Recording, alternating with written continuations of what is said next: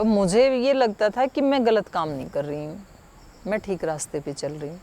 और आज वही लोग जो उल्टी सीधी बातें करते थे, क्योंकि गाँव में तो मतलब लड़कियों की तो बात छोड़ दो, लड़कों के लिए ही कोई चला जाए तो इनका तो लड़का बाबा जी बन गया, मोढ़ा बन गया, ऐसे ही बोलते हैं।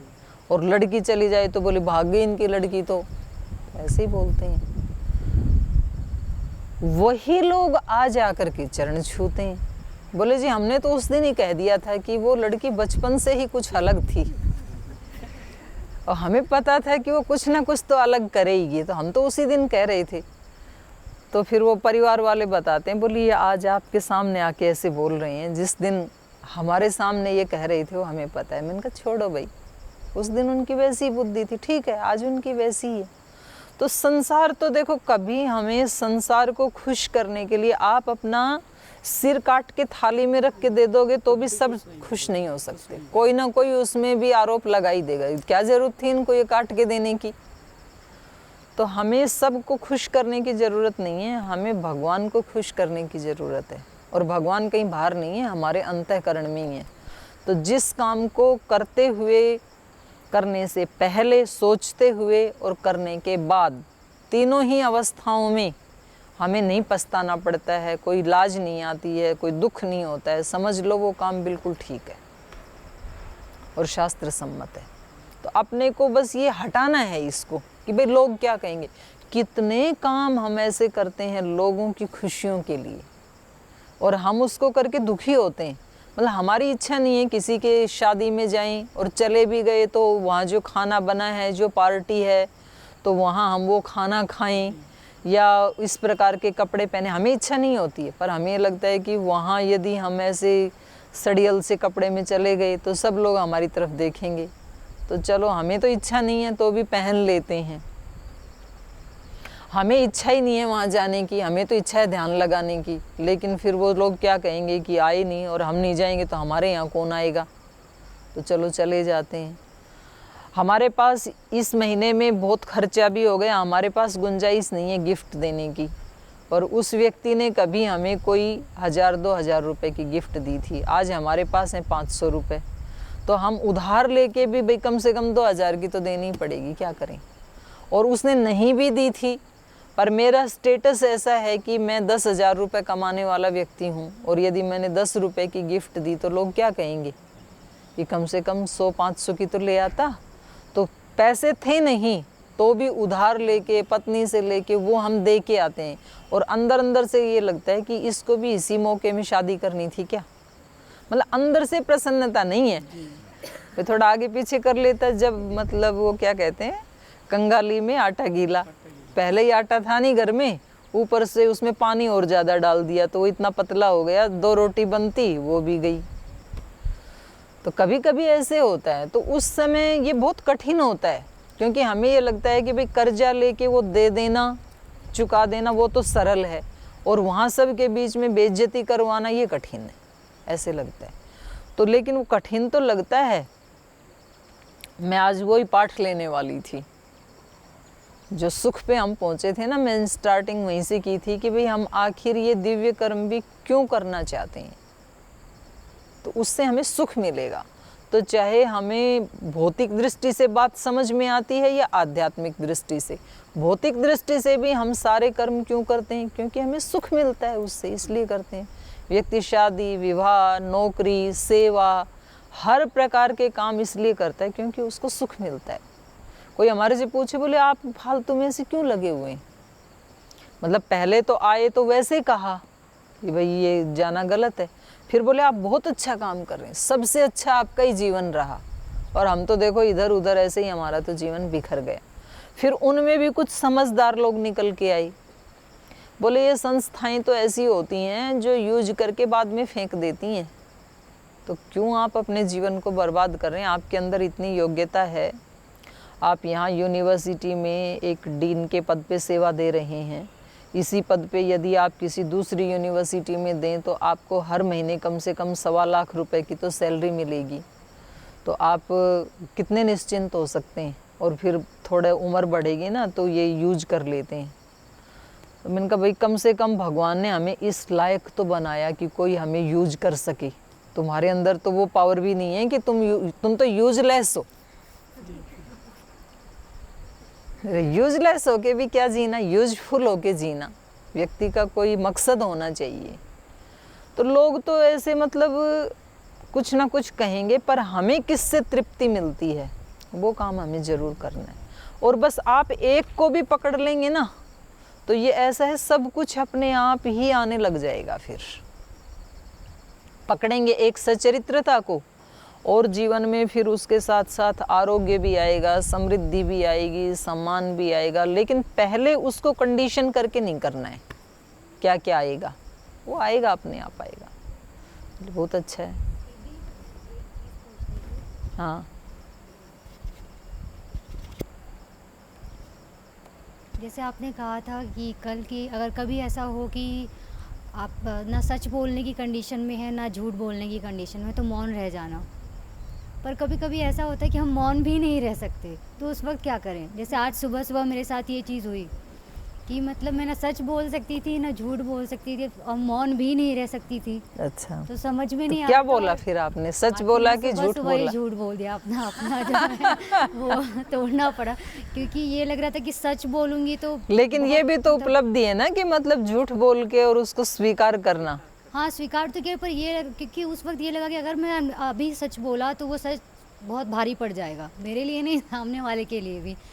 तो समझ में नहीं आ रहा था। मौन, थोड़ी देर मौन भी रही, पर सामने वाला फोर्स किया जा रहा, कितनी देर तक मौन रहूं, ये भी नहीं कह सकती कि नहीं बताना या कुछ भी। तो इस वो तो फिर असत्य ही हो जाता है। तो क्या करे व्यक्ति? जैसे आज तो मैंने झूठ बोल दिया, पर पूरे दिन अच्छा नहीं लगा। मैंने मैम को सुबह सुबह ही बोला कि आज मैंने सुबह सुबह ही, मतलब ऐसे हुआ कि सुबह सुबह ही जो मेरा मेन उद्देश्य है वही छोड़ दिया मैंने।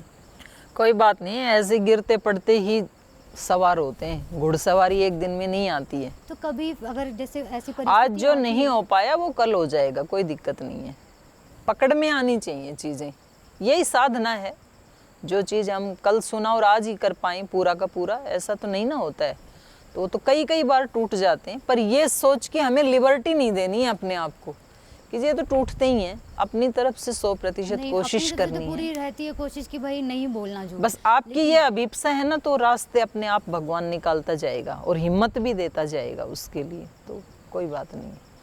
हाँ जी, लास्ट क्वेश्चन इधर से कोई शेयर करेंगे? शुक्ला जी इधर है, रजनी जी जी बोलिए। दीदी, अभी तक जितना मैं सुन रही हूँ सभी बता रहे हैं अपने बारे में, जो भावनाएं ये अपनी सारी प्रायोरिटी में रख रहे हैं, इनके बारे में जितना भी सुनने को आ रहा है। नहीं, आपने क्या लिया था? ईमानदारी। ईमानदारी। तो ये सभी मुझे ऐसे लग रहा है ईमानदारी उन्होंने चुरा लिया आपकी, तो दोनों के लिए एक हो गया। अच्छी बात है। क्या बात? तो दीदी मुझे सब ये ऐसे ही लग रहा है कि सब एक दूसरे से ही लिंक हैं। अगर आप एक चीज पकड़ लोगे हाँ, तो धीरे धीरे सभी चीजें आपके अंदर आ जाएंगी। वो है, बिल्कुल सच है। इधर दे दो।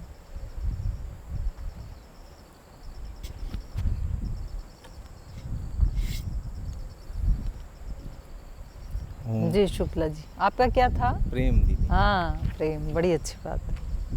दीदी, जो भी काम है या जो भी हम करते हैं उसमें प्रेम भावना का होना बहुत जरूरी है। और क्या समझे आप प्रेम भाव से? वही तो मैं पूछ रही हूँ। मतलब जो भी हम काम करते हैं। प्रेम मतलब क्या?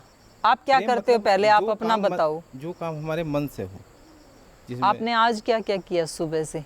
मैंने पैनल की चेकिंग की थी। पैनल की चेकिंग की, तो उसमें कहाँ प्रेम घोला आपने चेकिंग करने में? दीदी, प्रेम वाला पैनल की चेकिंग और बिना प्रेम वाली पैनल की चेकिंग, वो थोड़ा डिफाइन करो आप। दीदी, प्रेम वाली ये है कि मेरा काम ठीक भी हो गया और सब कुछ हो गया। और जिसमें प्रेम जैसे मन नहीं होता है, प्रेम नहीं है, तो उसमें काम ऐसा है, इलेक्ट्रिकल का है, तो कभी मन नहीं है तो हो सकता है कि करंट भी लग जाए, तो ऐसा हो सकता है। तो क्या आप ये कहोगे कि जिस दिन करंट लगे उस दिन नहीं, ये तो एक प्रेम नहीं था और करंट नहीं लगा तो वो काम प्रेम पूर्वक था? जैसे मन नहीं है किसी चीज़ का, तो उसमें एक वो है कि प्रेम नहीं होगा। भले ही मन नहीं था लेकिन फिर भी काम तो हो गया, तो उसको क्या कहेंगे आप? बिना प्रेम वाले काम को क्या डिफाइन करेंगे? हाँ, प्रेम नहीं था इस काम में। कैसे पता करा? ये तो हमारा स्वयं का मन बता देता है दीदी। थोड़ा हमें भी बताओ। डिफाइन करो। नहीं, जैसे हम ऐसे बोलो कि जब वो काम करेंगे मन खुश नहीं तो खुशी नहीं मिली ना। खुशी नहीं मिली। हाँ, जी, ये बोलो। बिल्कुल। जब हमें मन भी में नहीं प्रेम होता है तो उसी काम को करते हुए काम तो हुआ, साथ में आनंद भी मिला।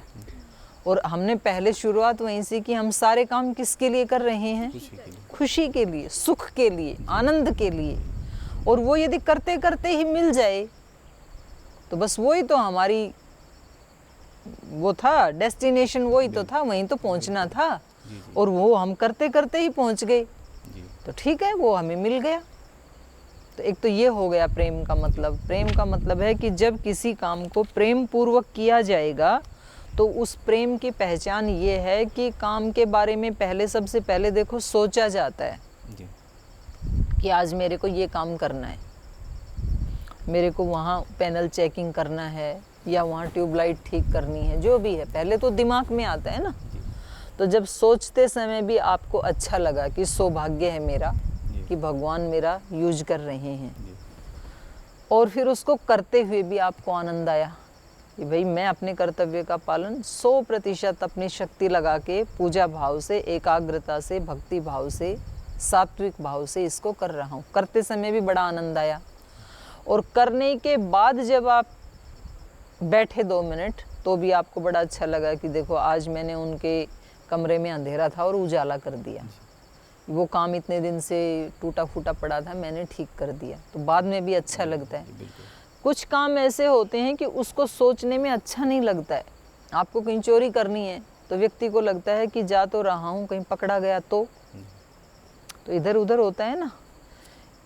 कभी मन में ये आता है कि भाई आज जो है ना तबीयत ठीक नहीं है, आज अच्छे से सफाई नहीं, अब थोड़ा सा ठीक है, ड्यूटी तो पूरी करनी है, तो कल इतने अच्छे से किया था तो आज ऐसे ही मार के आ जाता हूँ। जी, जी, फिर मन में आता है कि यदि आज ही दीदी ने चेकिंग कर ली तो, रोज़ अच्छी करता हूँ और आज ही नहीं किया था और आज ही चेकिंग कर ली तो एक बार मन में क्लिक करता है।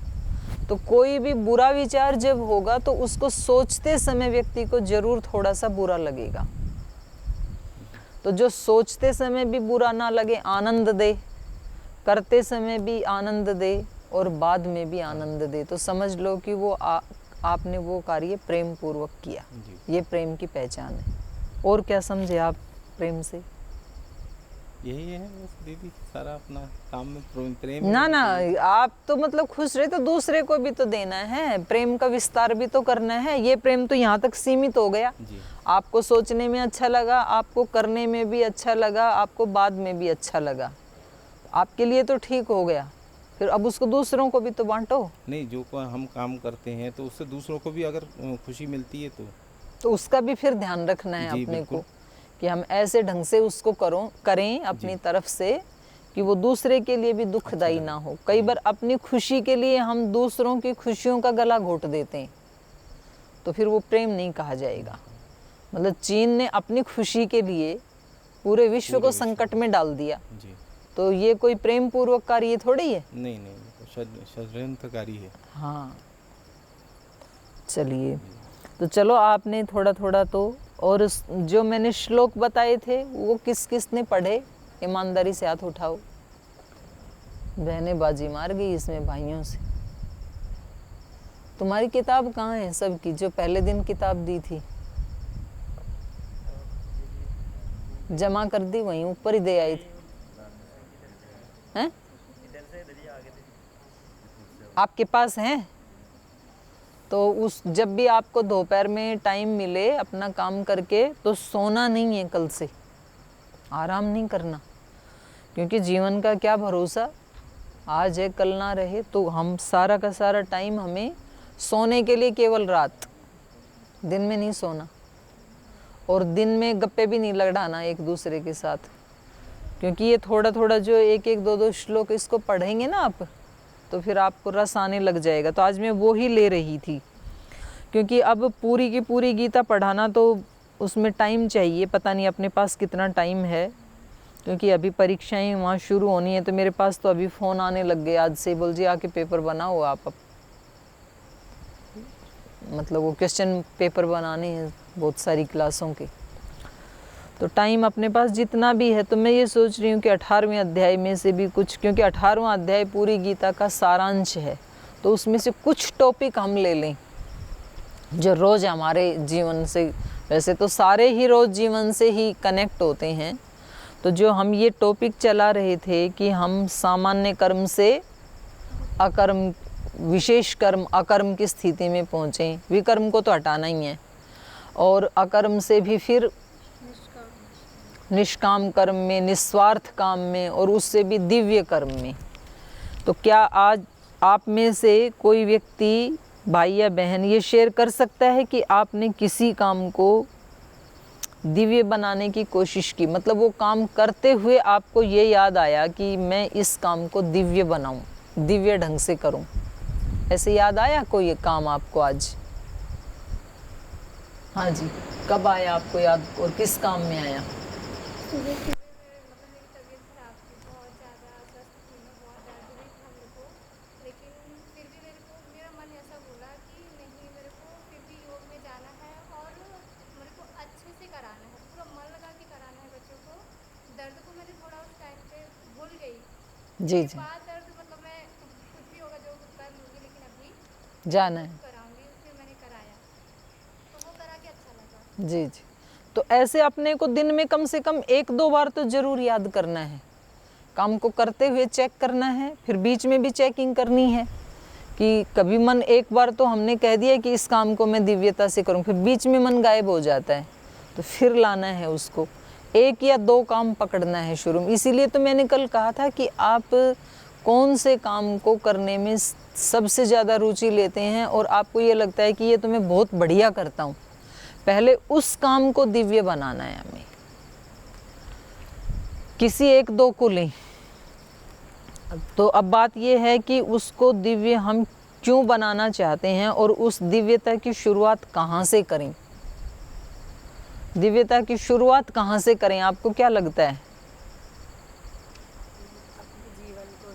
अपने जीवन के 24 घंटे में से कहाँ से शुरू करें, दिव्यता की शुरुआत कहाँ से करें?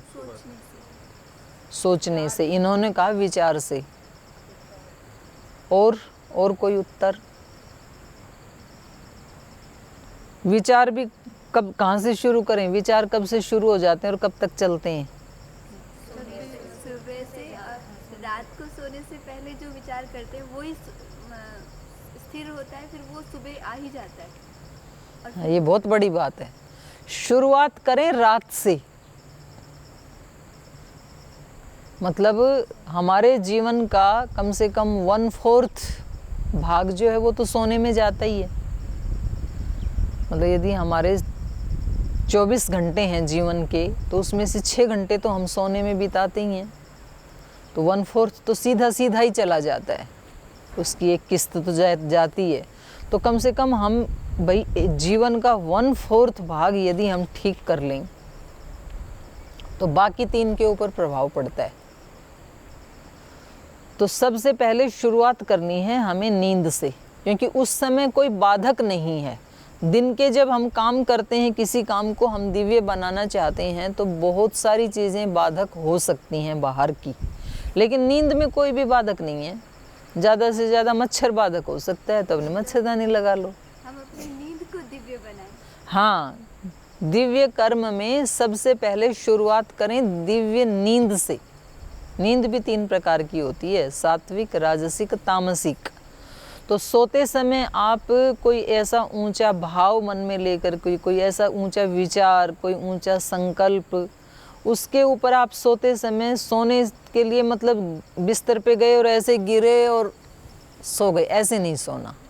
ये सामान्य नींद है, तामसिक नींद है ये।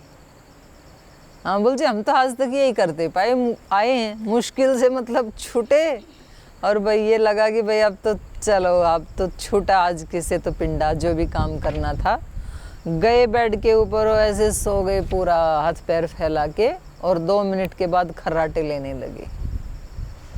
तो अब आज से उस वाली नींद को चेंज करना है।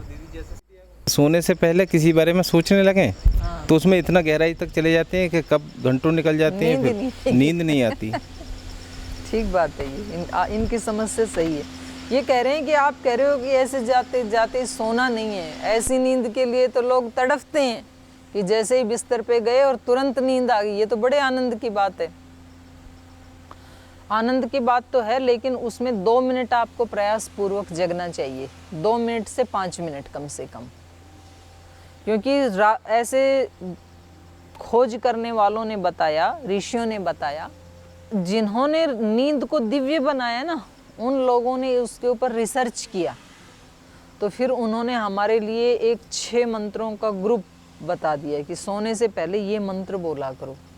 तो उन मंत्रों में बस ये कहा गया है कि ये जो मेरे पास मन नाम की चीज़ है ना, यंत्र है, बहुत पावरफुल है ये। मतलब इतना पावरफुल यंत्र है कि 3 लोक में इतना पावरफुल यंत्र कोई मशीन नहीं है जितना पावरफुल मन है। करोड़ों रुपए की कोई कीमती से कीमती, सूक्ष्म से सूक्ष्म मशीन भी इतनी पावरफुल नहीं है जितना मन है।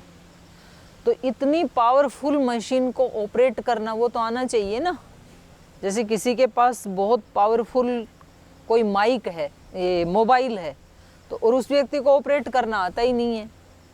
जैसे आप बिजली का काम करते हैं तो बड़े बड़े जो जनरेटर हैं या उससे भी बड़ी मशीनें, उसको यदि ऑपरेट करना ना आए तो फिर मृत्यु भी तो हो सकती है ना।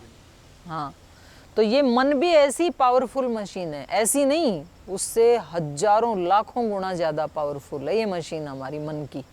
मन चाहे तो व्यक्ति को ताज पहनवा दे, और मन यदि ना ऑपरेट करना आए तो मन व्यक्ति को 3 जहान से खो दे। ऐसी मशीन है ये। तो इसको मैं अच्छे से दिव्य बना सकूं मन को, क्योंकि किसी भी काम को करने से पहले सबसे पहले कोई विचार आता है मन में। विचार से शुरुआत होती दिव्य कर्म की। जैसे इन्होंने भी बताया, श्रुति जी ने भी बताया कि हम विचार से शुरू करें, पर वो विचार दिव्य बने कैसे, वो मन दिव्य बने कैसे, बनाना तो चाहते हैं। तो इसकी शुरुआत रात से करें। रात को सोते समय अगर आपने ये प्रार्थना की कि भगवान जी मेरा ये जो मन है, बाकी इंद्रियां तो सो गई, अब आँख नाक कान हाथ पैर सब सो गई, मन नहीं सोता है। मन नहीं सोता है तभी व्यक्ति को नींद नहीं आती है। जो अनिद्रा का रोग जिनको है, या जिनको 1 घंटे के बाद, आधे घंटे के बाद नींद आती है, तो उसमें यही तो है कि शरीर को तो आपने लिटा दिया, उसको तो आपने डाउन कर दिया, मन को डाउन नहीं कर पाए। तो जैसे उसको कंप्यूटर को आप स्लो डाउन करते हैं, ऐसे अपने माइंड को भी शटर डाउन करना होता है, लो डाउन करना होता है उसको भी। वो हमें नहीं करना आता है, वो काम करता रहता है। तो इसलिए फिर वो नींद भी हमारी गहरी नहीं हो पाती है। तो सुबह बिस्तर के ऊपर तो हम 7-8 घंटे करवट बदलते रहे, लेकिन मन काम कर रहा था, मन शांत नहीं हुआ, तो वो नींद जो है वो फ्रेशनेस नहीं देती है। तो गीता में उसको राजसिक या तामसिक निद्रा कहा है। और जो योगियों की नींद होती है वो 4 ही घंटे में उतनी एनर्जी ले लेते हैं सात्विक नींद से। और उससे भी आगे बढ़ कर के जो सर्च हुआ तो कुछ योगियों ने बताया कि 1 घंटे ध्यान करना और 6 घंटे सोना दोनों बराबर है। 6 घंटे सोने से जो शक्ति मिलती है, सोने से हमें शक्ति मिलती है ना। जैसे कोई व्यक्ति पूरा थक गया दिन भर में, और अभी आप रात को उसको कहें कि भाई देखो सोना नहीं है, आप 2 चम्मच घी खा लो, एनर्जी आएगी। बादाम खा लो 1 मुट्ठी, शक्ति मिल जाएगी। आप फल खा लो, शक्ति मिल जाएगी। सोना नहीं है तो ये व्यक्ति क्या कहेगा, बोल जी कुछ भी मत दो खाने को, लेकिन सो जाने दो। और हम उस व्यक्ति को सोने ना दें और खूब सारा खाने के लिए देते रहें, तो सुबह उठ के वो व्यक्ति काम कर पाएगा क्या? एनर्जी नहीं रहेगी। तो रात को सोते समय वो एनर्जी कहाँ से आती है? ना दूध पिया, ना चाय कॉफ़ी पी, ना बादाम खाए, ना अनार खाया, ना मालपुए खाए, ना चावल दाल खाया, कुछ भी तो नहीं खाया। वो शक्ति आई कहाँ से? सोते सोते। क्योंकि सोते सोते हम वो जो एनर्जी का सोर्स है उसके साथ कनेक्ट हो गए थे, और हम जानबूझ के नहीं हुए, उसकी व्यवस्था से हो गई। भगवान ने ये व्यवस्था बनाई। अगर रात्रि नहीं बनती और यदि नींद नहीं बनती तो ये मनुष्य सोता नहीं सोता तो ये 100 साल जीता भी नहीं है, तो 10 साल में ही पूरी कर देता सारी एनर्जी को, बीमार हो जाता और फिर मर जाता। तो हम सबसे पहले उस नींद के लिए, मैं ये नहीं कह रही हूँ कि आप चिंतन करें, आप बैठ गए और या तो आपने 2-4 मिनट अनुलोम विलोम प्राणायाम किया तो आपका मन तुरंत शांत हो जाता है और फिर आपको नींद आएगी। और बस एक विचार तो कर सकते हैं इतनी देर कि जो मैं सोऊंगा 6 घंटे बराबर मेरा मन ईश्वर के साथ जुड़ा रहे, इतना तो कह ही सकते हैं ना। तो बस इतना आप उसमें डाल दो कि सुबह जब उठूंगा तो भागवत शक्ति हर एक अणु परमाणु में, कोशाणु में, शरीर के एक एक रोम में लेकर के उठूंगा, शक्ति से संपन्न होकर के उठूंगा सुबह जब उठूंगा। बस इतना डाल दो अपने मन में। और कल अगर जीवन मिलेगा तो सारा दिन भगवान के लिए जीऊंगा, और यदि कल मरना भी पड़ेगा तो भगवान के लिए मरूंगा। बस इतना डाल दो।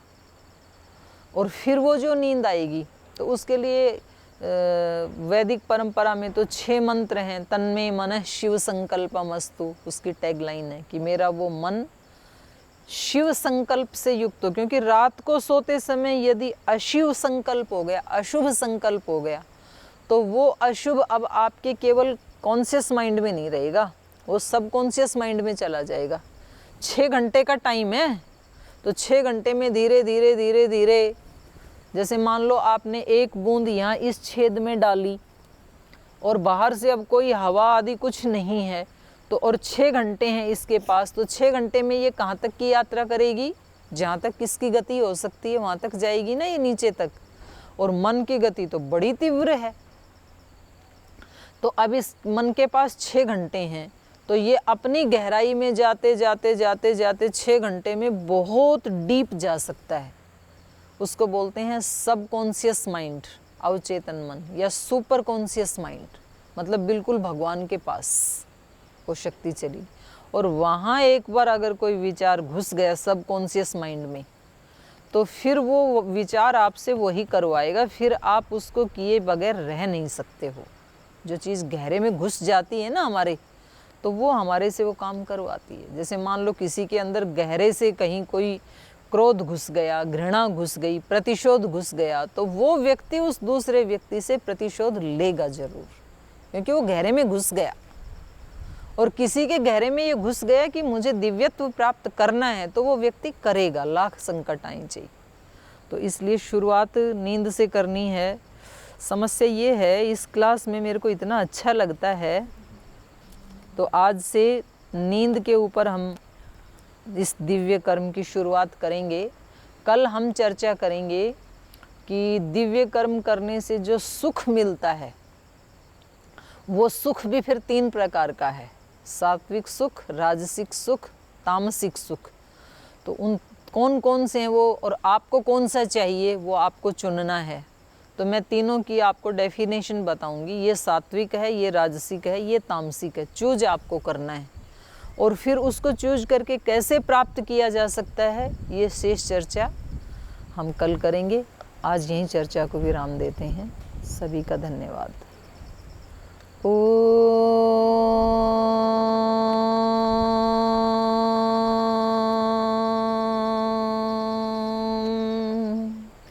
शांति शांति शांति।